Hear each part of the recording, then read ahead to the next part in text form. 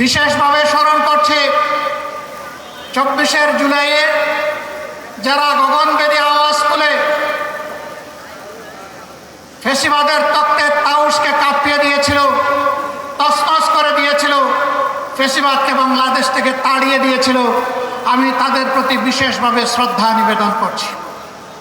যারা জীবন দিয়েছেন আল্লাহ তাদেরকে শহীদ হিসাবে কবুল করুন। যারা আহত হয়েছেন আল্লাহ পাক তাদেরকে সুস্থতার নিয়ামত দান করুন। যারা দফায় দফায় কারাবরণ করেছেন, বিভিন্নভাবে নির্যাতিত হয়েছেন, রব্বুল ইজ্জত তাদেরকে দুনিয়া এবং আখিরাতে সম্মানে ভূষিত করুন। প্রিয় দেশবাসী, একটু আগে আমার হাতে একটা প্রতীক তুলে দেওয়া হয়েছে। এই প্রতীক বড় ভারী। এই প্রতীক হচ্ছে ইনসাফের প্রতীক। আমাদের সমাজে সব ধরনের বৈষম্য, দুঃশাসন, দুর্নীতি, এই সবগুলার মূল কারণ হলো ইনসাফ না থাকা।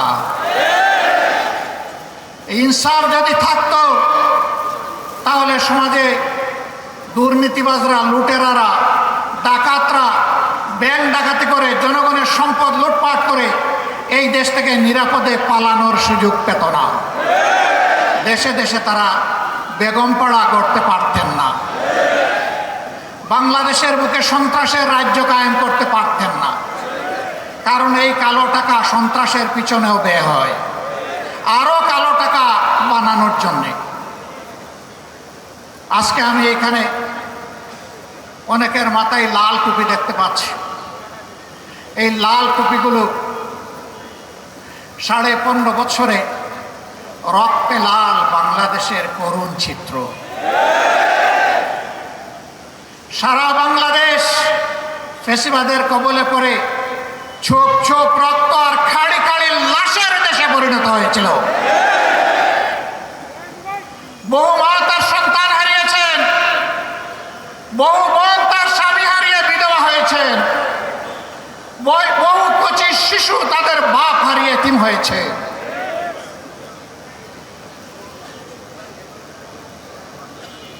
শুধু তাই নয়, আমরা জানি ইতিহাসের কলঙ্ক রচনা করে বাংলাদেশের জায়গায় জায়গায় আয়নাগর গড়ে তোলা হয়েছিল। আয়নাগরে থাকা মুসলিমরা এখানে আছেন, আপনাদের সামনে তারাও বক্তব্য রেখেছেন। সেনাবাহিনীর কর্মকর্তা হয়েও তিনি এই থাবা থেকে রক্ষা পাননি। উচ্চ আদালতের একজন আইনজীবী হওয়া সত্ত্বেও তিনিও রক্ষা পাননি। রাজনৈতিক কর্মীরা তো রক্ষা পাই নাই। বহু মা এখনো তার হারানো সন্তানকে আর ফিরে পায়নি। বহু বোন তার স্বামীর অস্তিত্ব খুঁজে এখনো, বহু সন্তান এখনো বাপের আগমনের অপেক্ষায় আছে। আমরা জানি না তারা বেঁচে আছে কিনা, কিন্তু মানবিক হিসাব নিকাশ বলে সম্ভবত দুনিয়ায় আর তারা নাই। তাদের আত্মীয় স্বজনরা জানেন না তাদের কবরগুলা কোথায়। আমরা সেই দুঃখী পরিবারগুলোর প্রতি আজকে সংহতি জ্ঞাপন করছি। সম্মানিত ভাই এবং বোনেরা, বাংলাদেশ আমাদের সকলের জন্মভূমি। আর এই দেশে আমরা ফ্যাসিবাদের ছায়াও দেখতে চাই না। ফ্যাসিবাদ এখন যদি নতুন কোনো জামা পরে আমাদের সামনে আসে, 5 আগস্ট যে পরিণতি হয়েছিল সেই নতুন জামা পরা ফ্যাসিবাদের একই পরিণতি হবে।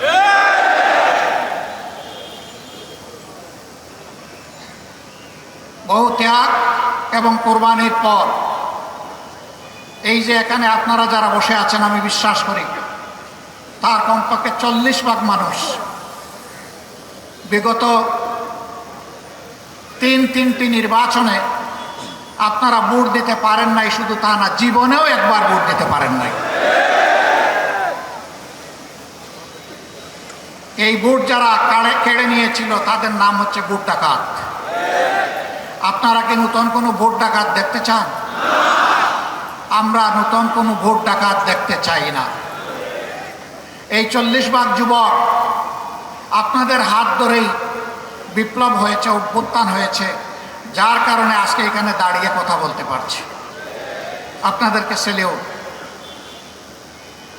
কাজ কি আপনাদের শেষ হয়ে গিয়েছে? আপনারা যে দুঃশাসন আর দুর্নীতির বিরুদ্ধে, যে বৈষম্যের বিরুদ্ধে রাস্তায় নেমে স্লোগান দিয়েছিলেন, উই ওয়ান্ট জাস্টিস, সেই ন্যায় বিচার কায়েম না হওয়া পর্যন্ত আপনারা কি ঘরে ফিরে যাবেন? অতএব ন্যায় বিচার যাদের হাতে নিশ্চিত হবে, আমরা আপনাদেরকে আহ্বান জানাবো, আমরা সবাই মিলে তাদের সঙ্গী হব ইনশাআল্লাহ। যারা নিজেদের দলের লোকদেরকে চাঁদাবাজি, দখল বাণিজ্য, মামলাবাজি, দুর্নীতি, সন্ত্রাস, পাথর মেরে লোক হত্যা, গাড়ি চাপা দিয়ে লোক হত্যা, এগুলো থেকে নিজের কর্মীকে যারা বিরত রাখতে পারবে, আশা করি আগামীর বাংলাদেশ তারা জনগণকে উপহার দিতে পারবে। আর যারা এগুলো পারবে না, তারা যত রঙিন স্বপ্ন জাতিকে দেখাবেন, জাতি তাদের এই মতলব বুঝতে জাতির মোটেই কোনো অসুবিধা হবে না। প্রিয় ভাইরা, আমি কারো সমালোচনার দিকে যেতে চাই না। কেন চাই না জানেন?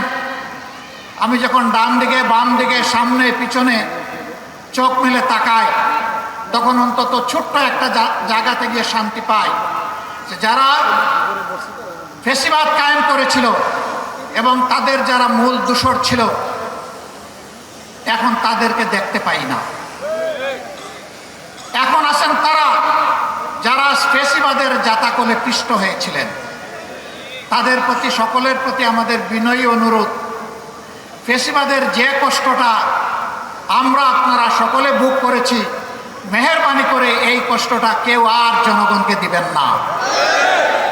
কিন্তু এখনো দিচ্ছেন। আমরা দেখতে চাই এগুলো বন্ধ হচ্ছে। যদি বন্ধ না হয়, তাহলে আগামী 12 তারিখ জনগণ 2টা হা ভোট দেবে আর অনেকগুলা না ভোট দেবে ইনশাআল্লাহ। একটা হা ভোট হচ্ছে পরিবর্তনের আকাঙ্ক্ষায়, ঘুরে ধরে রাজনীতির কাঠামো পরিবর্তন করার আকাঙ্ক্ষায় জনগণ মুখী আছে, এই জন্য জনগণ গণভোটে হা বলবে ইনশাআল্লাহ। আপনারা কি হা ভোটের পক্ষে লড়াই করে যাবেন? দ্বিতীয় হা হচ্ছে দেশের সার্বভৌমত্ব এবং স্বাধীনতা, শিশু থেকে আবাল বৃদ্ধ বনিতা, মা বোন থেকে শুরু করে ভাই ভাতিজা সবাই, সকলের অধিকার প্রতিষ্ঠিত করার অঙ্গীকার নিয়ে রাস্তায় নেমেছে, মাঠে এসেছে, নির্বাচনী মাঠে 10 দলীয় সমঝোতার ঝোট। এই 10 দলকে বিজয়ী করার মানে হচ্ছে আধিপত্যবাদের বিরুদ্ধে হা ভোট। এর অর্থ হচ্ছে চাঁদাবাজের বিপক্ষে হা ভোট। এর অর্থ হচ্ছে দখলদারদের বিরুদ্ধে হা ভোট। এর অর্থ হচ্ছে ফ্যাসিবাদের বিরুদ্ধে হা ভোট। এর অর্থ হচ্ছে ব্যাংক ডাকাতদের বিরুদ্ধে হা ভোট। এর অর্থ হচ্ছে মা বোনদের ইজ্জতের উপর যারা হাত দেয় তাদের বিরুদ্ধে হা ভোট। এই সব মিলে একটা হা ভোট হবে। আজকে এখানকার এই আসনের প্রার্থী হিসাবে আমার হাতে পাল্লা তুলে দেওয়া হয়েছে। আমার সাথে 10 দলের আরও কিছু প্রার্থী এখানে আছেন। আমি তাদের হাতেও অনুমতি দিলে আপনাদের পক্ষ থেকে প্রতীক তুলে দিতে চাই। মাত্র 30% টাকায় জমির মালিক হয়ে নতুন বাংলাদেশের গড়ে তোলার স্বপ্ন দেখা বাংলা বসতি। আপনারা খুশি আছেন? নাহিদ ইসলাম প্রথমে আসবেন।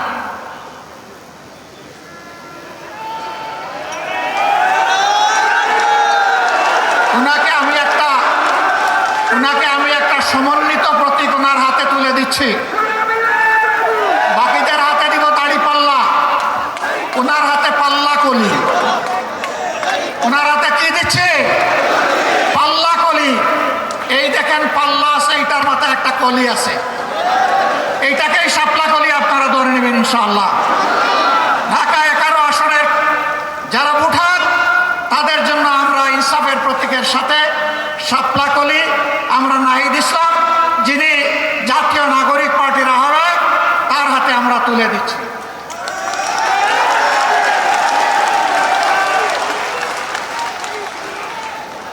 এটি ঢাকা 11 আসন, এবার ঢাকা 12 আসন। ঢাকা 12 আসনে বাংলাদেশ ইসলামী ছাত্র শিবিরের সাবেক কেন্দ্রীয় সভাপতি, বাংলাদেশ জামাতে ইসলামীর কেন্দ্রীয় নির্বাহী পরিষদের সম্মানিত সদস্য জনাব সাইফুল আলম খান মিলন, তার হাতে আমরা পাল্লা তুলে দিলাম।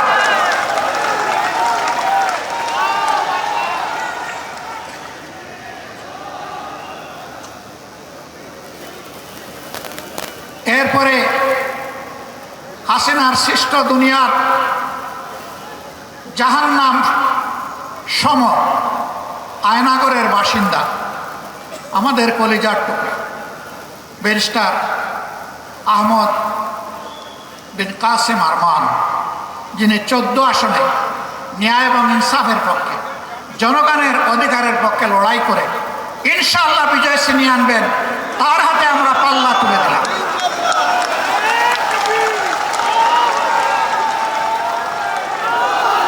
ডান দিকে আসুন, ডান দিকে, ডান দিকে, ডান দিকে যারা আসবেন ডান দিকে আসুন।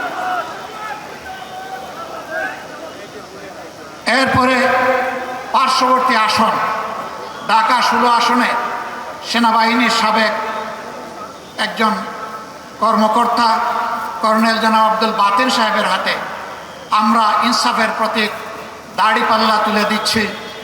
এই আশায় এবং এই আহ্বানে 16 নম্বর আসনের ভোটাররা ইনশাআল্লাহ বিপুল ভোটে দাড়িপাল্লাকে বিজয়ী করবেন ইনশাআল্লাহ।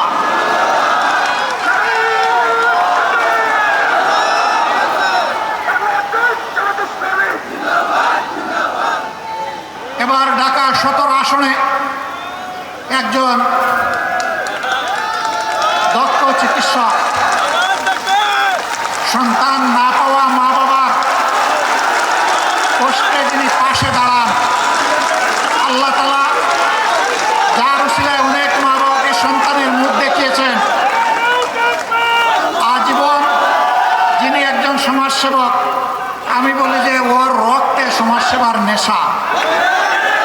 আমরা সেই সফল চিকিৎসক খালেদুজ্জামানের হাতে এবার তিনি ঢাকা 17 আসন থেকে লড়ে ইনশাআল্লাহ বিজয় ছিনিয়ে আনবেন, তার হাতে আমরা পাল্লা প্রতীক তুলে দেব। আলহামদুলিল্লাহ। প্রিয় এলাকাবাসী, আমি জাতীয় জীবনের কিছু কথা বলার আগে এই এলাকার হক প্রথমে আমার পরবর্তায়। আমি যে এলাকাটিতে দাঁড়িয়ে আছি, এই এলাকায় আমি একটা খণ্ডচিত্র আপনাদের সামনে 1 মিনিটে তুলে ধরতে চাই। এটি রাজধানী ঢাকার একটি গুরুত্বপূর্ণ এলাকা, তার পাশেই আমাদের গর্বের সেনানিবাসের হেডকোয়ার্টার, আরও অনেকগুলা গুরুত্বপূর্ণ প্রতিষ্ঠান চতুর্দিকে আছে। এই ধরনের একটি এলাকায় যেখানে 8 থেকে 10 লক্ষ মানুষের বাস, সেখানে কি কি সামাজিক পরিষেবা বা সুবিধা থাকতে হবে আর কি আছে আপনারা একটু আশা করি দেখে নেবেন। মসজিদ আছে সর্বমোট 148টা, আলহামদুলিল্লাহ। প্রায় সকল পাড়ায় মসজিদ আছে, ঢাকাকে বলা হয় মসজিদের শহর। গির্জা আছে 8টি, এখানে মন্দির আছে 1টি, ইয়াতিমখানা আছে 27টি, কওমি মাদ্রাসা আছে 23টি, হাফিজি মাদ্রাসা আছে 56টি, সরকারি প্রাথমিক বিদ্যালয় আছে 6টি,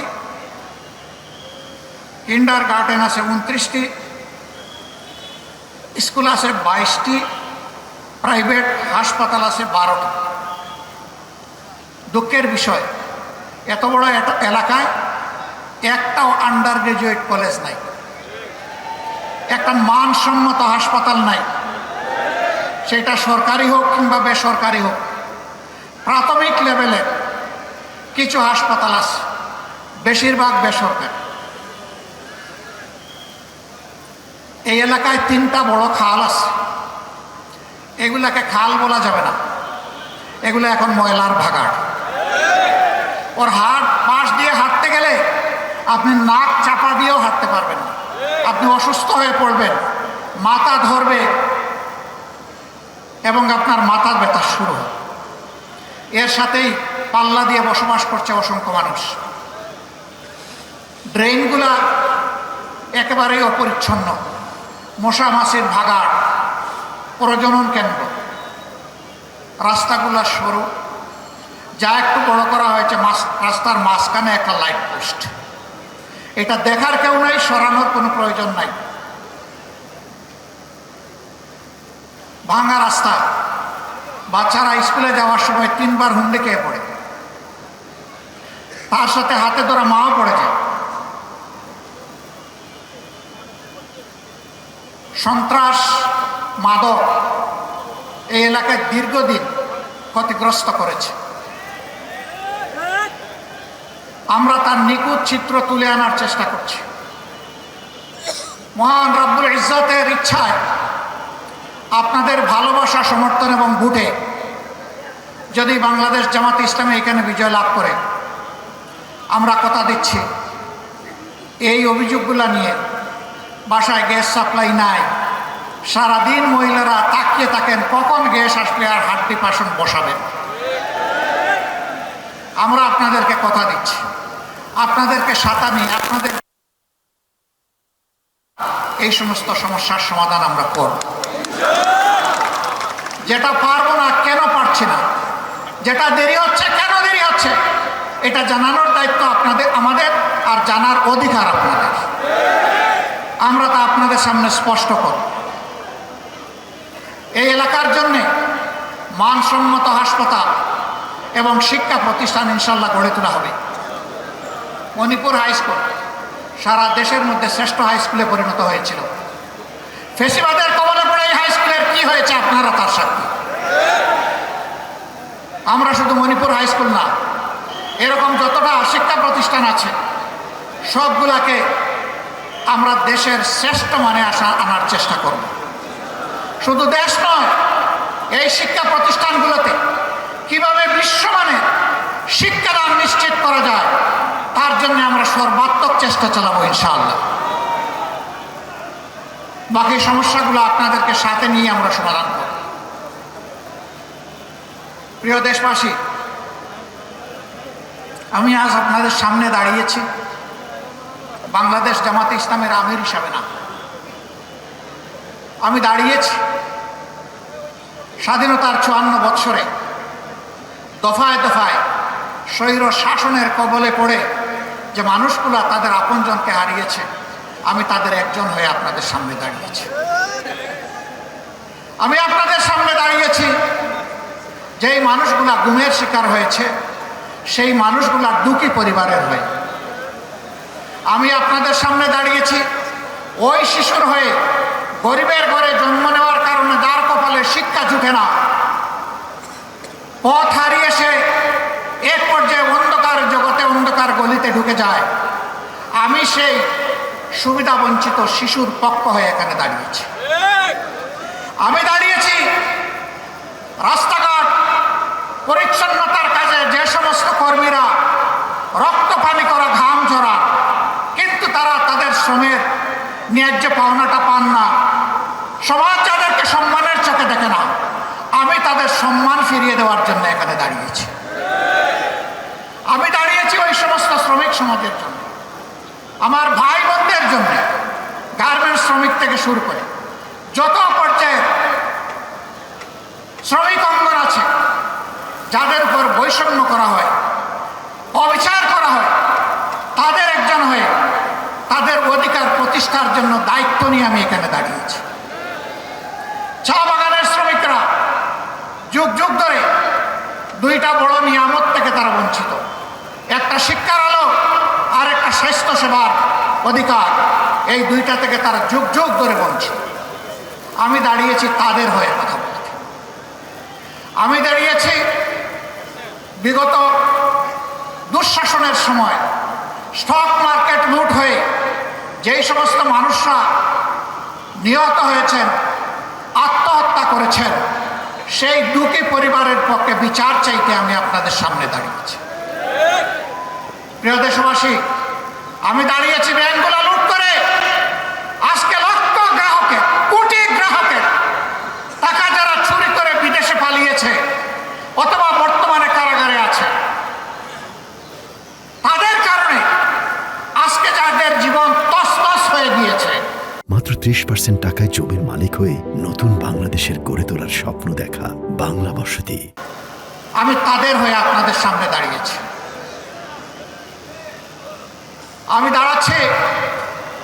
আমি দাঁড়িয়ে আছি 24-এর বিপ্লবীদের হয়ে। আজকে বিভিন্ন জায়গায় তাদের উপর অত্যাচার এখনো বন্ধ হয়নি, তার বাস্তব প্রমাণ শহীদ শরীফ উসমান ইবনে হাদি। তার কণ্ঠ ছিল আধিপত্যবাদের বিরুদ্ধে, কণ্ঠ ছিল চাঁদাবাজদের বিরুদ্ধে, কণ্ঠ ছিল দুর্নীতিবাজদের বিরুদ্ধে, কণ্ঠ ছিল যুবকদের প্রত্যাশার একটা বাংলাদেশ গড়ার পক্ষে। যারা তা চায় না তারা তাকে শেষ করে দিয়েছে, কিন্তু না, হাদি শেষ হয়ে যায়নি। হাদি একজন ছিল, এখন 18 কোটি হাদি তৈরি হয়েছে। 18 কোটি হাদি, 18 কোটি মানুষের অন্তরে হাদি এখন শ্রদ্ধার বিপ্লবের আসন সে দখল করে নিয়েছে। এই হাদির রক্ত থেকে এখন লক্ষ নয় কোটি হাদি তৈরি হয়েছে। হাদি, তোমাকে আমরা কথা দিচ্ছি ভাই, তোমার রূহ তার সাক্ষী থাকুক। তুমি যে স্বপ্ন নিয়ে লড়াই করতে নেমেছিলে, এই স্বপ্ন বাস্তবায়ন না হওয়া পর্যন্ত আমরা লড়াই থামাবো না। আমরা আমাদের যুবকদেরকে, আমাদের তরুণ তরুণীদেরকে প্রফেশনাল শিক্ষা দিতে চাই। আমরা তাদেরকে নৈতিক শিক্ষা দিতে চাই, যেই শিক্ষা প্রত্যেকটি নাগরিককে দেশপ্রেমিক হতে শিখাবে ইনশাআল্লাহ। স্বার্থপর হতে শিখাবে না, আত্মকেন্দ্রিক করবে না, এর প্রতি দায়বদ্ধতা শিখাবে। সেই শিক্ষাটা আমরা তাদেরকে দিব ইনশাআল্লাহ। আর ওই শিক্ষা দিব যেটা সার্টিফিকেট তৈরি করে না, বরঞ্চ যেটা দক্ষতা তৈরি করে। সেই দক্ষতার হাত গড়ে তাদের হাতে বাংলাদেশ তুলে দেব। তাদের হাতে খয়রাতি কোনো অনুদান আমরা তুলে দিয়ে তাদেরকে অপমান করতে চাই না। আমাদের যুবক সমাজকে আমরা সম্মানিত করতে চাই। তারা দেশ গড়ার কাজে অংশ নেবে আর বুক ফুলিয়ে বলবে, আমি কারো অনুদানে নয়, বরঞ্চ আমি আল্লাহর দেওয়া সামর্থ্য অনুযায়ী আমার দেশকে আমি দিয়ে চলেছি, অবদান অব্যাহত রাখবো। এই দেশ গড়ার আমিও একজন নাগরিক এবং একজন কারিগর। আমরা ওই ধরনের কোনো কার্ডের ওয়াদা দিচ্ছি না। 2000 টাকা দিয়ে একটা পরিবারের কোনো কিছু সমাধান হবে? আর আমার ভাই নাহিদ ইসলাম বলেছে তাতে আবার ভাগ বসিয়ে দেওয়া হবে। খাজনা আগে, তারপরে অন্যটা। 2000-এর 1000 আমার খাজনা, আমাকে আগে দাও, তারপরে তোমারটা তুমি বুঝে নাও। তাও না, কাল্পনিক কিছু মানুষের চরিত্র একে তাদের হাতে তুলে দেওয়া হবে, সরকারের হাতে তুলে দেওয়া হবে, বেকারের হাতে নয়। এই বৈষম্যগুলাকে আমরা দেখতে পাইনি। টাকা কোত্থেকে আসবে? টাকার সোর্স তো জনগণ। এটা তো আমাদের কারো টাকা না, জনগণের ট্যাক্সের টাকায় দেশ চলে। ট্যাক্সের বাইরে কিন্তু একটা বেসরকারি ট্যাক্স আছে, প্রত্যেকটা মুদির দোকানে, রাস্তাঘাটে, হকারের কাছে, এমনকি রাস্তার পাশে বসে যে ভাই বোনটি ভিক্ষা করে তার কাছ থেকেও একটা ট্যাক্স নেওয়া হয়। ওই ট্যাক্সের টাকা আমরা আমাদের জনগণের হাতে তুলে দিতে চাই না। না, শুধু তাই না, ওই ট্যাক্স বন্ধ করে দেওয়া হবে ইনশাআল্লাহ। ওই বলেছি দুর্নীতি আমরা করব না এবং দুর্নীতি কাউকে করতেও দেব। আমরা বলেছি ইনসাফ প্রত্যেকের জন্য, জাতি ধর্ম দল নির্বিশেষে নিশ্চিত করা হবে। ইনসাফ এখন থেকে আর টাকা মূল্যে বিক্রি করা হবে না। সেই বাংলাদেশটাই আমরা করতে চাচ্ছি, যেই বাংলাদেশ হবে শিশুর, যেই বাংলাদেশ হবে তরুণ তরুণীর, যেই বাংলাদেশ হবে যুবক যুবতীর, যেই বাংলাদেশ হবে একজন মুসলমানের, একজন হিন্দুর, একজন বৌদ্ধর, একজন খ্রিস্টানের, যেই বাংলাদেশ হবে আপামর জনগণের, যেই বাংলাদেশ হবে শ্রমিকদের, যেই বাংলাদেশ হবে কৃষকদের, যেই বাংলাদেশ হবে সকল ক্ষেত্রে পেশাজীবীদের। আর এমন বাংলাদেশ নিয়ে গর্ব করবে আর বলবে আমি একজন বাংলাদেশি। সেই বৈষম্যহীন বাংলাদেশ আমরা গড়তে চাই ইনশাআল্লাহ। আপনারা এই বৈষম্যহীন বাংলাদেশ গড়ার জন্য প্রস্তুত? তাহলে আজ থেকে 10 দলের যার যেখানে প্রতীক সেইটার পক্ষে আপনারা সর্বশক্তি নিয়োগ করে আপনারা ন্যায়ের পক্ষে, ইনসাফের পক্ষে আগামী 12 তারিখ একদিকে রেফারেন্ডামে হা, গণভোটে হা, আর এই 10 দলের প্রতীকে হা, এই 2 জায়গায় হা দিয়ে জনগণের বিজয় ছিনিয়ে আনবেন ইনশাআল্লাহ। এই বিজয় কোনো পরিবারের হবে না, এই বিজয় কোনো গোষ্ঠীর হবে না, এই বিজয় হবে আপামর জনগণের ইনশাআল্লাহ। সম্মানিত ভাইরা, কার কার ঘরে নারী নাই একটু হাত তুলেন। মা বোন নাই কার কার ঘরে একটু হাত তুলেন। একটাও হাত নাই। নারী পুরুষ মিলেই সমাজ। মায়েরা সম্মানের জাতি। মা ছাড়া দুনিয়ায় 2 জন মাত্র পয়দা হয়েছেন, হজরতে আদম আলাইহিসসালাম এবং হজরতে হাওয়া আলাইহিসসালাম। আর কোনো মানব সন্তান দুনিয়ায় আসেন নাই মার পেট ছাড়া। সুতরাং আমরা সবাই মায়ের কাছে ঋণী। আচ্ছা, বাপের পেটে জন্মে নিয়েছেন একজন, দেখে হাত তুলুন তো, এরকম কেউ আছেন? তাও নাই। বাপের বুকের দুধ খেয়েছেন একজন, হাত তুলেন। নাই। তাহলে এই 2 জায়গায় মারা অনন্যা, তাদের কোনো তুলনা নাই, তারা অতুলনীয়। আমরা সেই মাদেরকে সম্মানের জায়গায় রাখতে চাই। কর্মক্ষেত্রে তারা সম্মানের সাথে ইনশাআল্লাহ তারা তাদের দায়িত্ব পালন করবেন। সেই ক্ষেত্রে তাদের শতভাগ নিরাপত্তা নিশ্চিত করা হবে। রাস্তাঘাটে চলাফেরায় আমরা তাদের নিরাপত্তা নিশ্চিতে অঙ্গীকারবদ্ধ। তার জন্য যা করা দরকার, আল্লাহ যদি তার মেহেরবানিতে জনগণের বুঠে আমাদেরকে নির্বাচিত করে সরকার গঠনের সুযোগ দেন, তাহলে আমরা তার সব কিছু করবো ইনশাআল্লাহ। নারী পুরুষ সবাই মিলে আমরা আগামীর বাংলাদেশ গড়ব। আল্লাহ তাআলা সেই বাংলাদেশটা আমাদেরকে গড়ার তৌফিক দান করুন।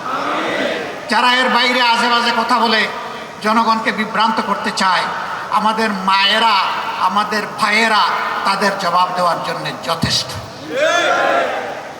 আমরা কিছু বন্ধুদেরকে বলতে চাই, মেহেরবানি করে মাদের ইজ্জত নিয়ে কখনো টান দিবেন না, তাহলে আগুন জ্বলবে। কিন্তু সব সহ্য করব, মাদের ইজ্জতের ব্যাপারে বরদাস্ত করব না।